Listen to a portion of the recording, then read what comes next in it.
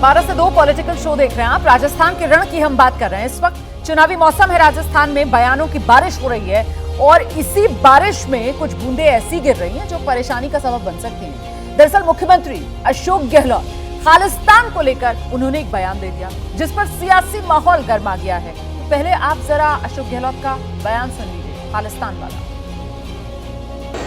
आज मुझे कहने लगे थोड़े दिन पहले पंजाब के लोग, सरदार लोग, अगर धर्म के नाम पर बात करते हैं, हिंदुस्तान में हिंदू की बात करते हैं, तो हम लोग सिख हैं, तो फिर खालिस्तान की बात हमने हमारे लोगों ने मांग कर क्या गलत किया, वो ये आर्गुमेंट काम लेने लगे। तो खतरनाक बात है। तो ये मौका जो अशोक गहलोत ने दिया और बीजेपी ने मौके को लपक लिया। गजेंद्र सिंह शेखावत ने इसी बयान को लेकर मुख्यमंत्री अशोक गहलोत को कैसे घेरा है, ये सुनिए। जिस तरह से हिंदू पर्व और त्योहारों पर प्रतिबंध लगाया, अभी हाल ही में होने वाले नवरात्रि में होने वाले गरबा उत्सवों को जिस तरह से रोकने के षड्यंत्र किए गए, रामनवमी से लेकर के विभिन्न धार्मिक उत्सवों को मनाने पर प्रतिबंध लगाए गए, धारा 144 लगाई गई। वहीं दूसरी तरफ पीएफआई के जुलूस को सम्मान पुलिस के संरक्षण में निकालने का पाप इस अशोक गहलोत सरकार ने किया है। ये सरकार के मुखिया हिंदुओं की तुलना और हिंदुओं के दमन की तुलना आज आतंकवाद से करने को मजबूर हुए।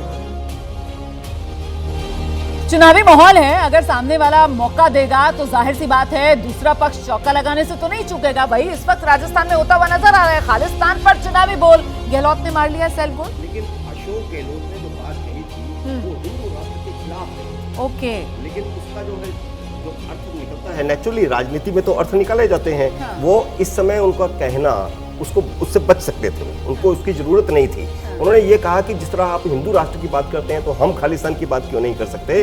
तो एक तरह से वो अटैक तो करना चाहते थे हिंदू राष्ट्र पर, भाजपा पर, लेकिन वो सेल्फ गोल हो गया। क्योंकि ये चुनाव के मुद्दे पर इस तरह की बात कहना, आप इसका मतलब खालिस्तान का समर्थन कर रहे हैं। आप खुद ही घिर गए, इसीलिए तो हम सेल्फ गोल कह रहे हैं कि साहब एक तरफ आप हिंदू राष्ट्र पर भी प्रश्न चिन्ह लगा रहे हैं और दूसरी तरफ आप आतंकवादी संगठन खालिस्तान का भी क्या समर्थन कर रहे हैं। अशोक गहलोत ने सीधे सीधे खालिस्तान का समर्थन किया है अपने बयान के अंदर, ये साफ जाहिर होता है। वो ये कह सकते थे कि भाई खालिस्तान की मांग किसी भी तरीके से देश के अंदर मान्य नहीं हो सकती है। उन्होंने हिंदुओं की बात कर कर खालिस्तान का जिस तरीके से जिक्र किया है वो ये संदेश देना चाहते थे कि खालिस्तान की मांग जायज है। मुझे लग रहा है आने वाले चुनाव में अशोक गहलोत का इसका परिणाम भुगतना पड़ेगा और इस रूप में भुगतना पड़ेगा राहुल जी की तुष्टीकरण वाले आरोप जो हैं अब और उनका सामना करना पड़ेगा अशोक गहलोत को बीजेपी की तरफ। हमारे देखने पे होता है, मैं उसको ये देखूंगा कि वो कह रहे हैं कि हिंदू राष्ट्र की बात भी उतनी ही गलत है जितनी खालिस्तान की मांग। तो इसको इस रूप में भी तो देखा जा सकता है, लेकिन अब उसको मोड़ ही दे दिया जाए कि वो खालिस्तान का समर्थन है, तो फिर इस पर कोई क्या कर सकता है। मैं उसको ऐसे नहीं देखता, चुनाव में इस रूप में नहीं देखा जाता है। लेकिन खालिस्तान तो एक आतंकवादी संगठन है ना, और ऐसे में हिंदू राष्ट्र वाली जो बात कही जाती है तो उस पर तो एक तरीके से हिंदू सहमति है राष्ट्र के बहुत सारे समर्थक खुलेआम कहते हैं कि इस्लाम को मिटाना है, सारे मुसलमानों का कत्लेआम करना है। ये हिंदू राष्ट्र वाले मंचों से कहा जाता है। ठीक है, इसका क्या करेंगे जी। देखिए, मेरा मानना है कि गहलोत जी ने जो कुछ कहा है वो अचानक नहीं कहा है, और मेरा ऐसा मानना है कि उन्हें नहीं कहना चाहिए था।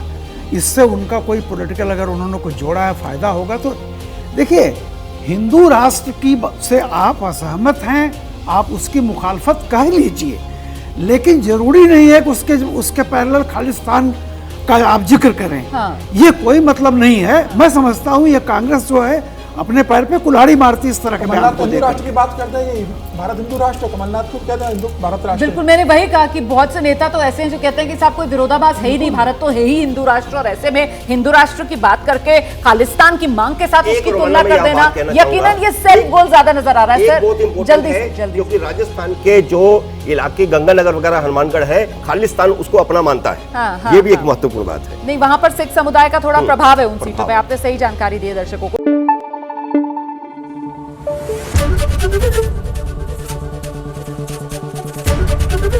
एबीपी न्यूज आपको रखे आगे।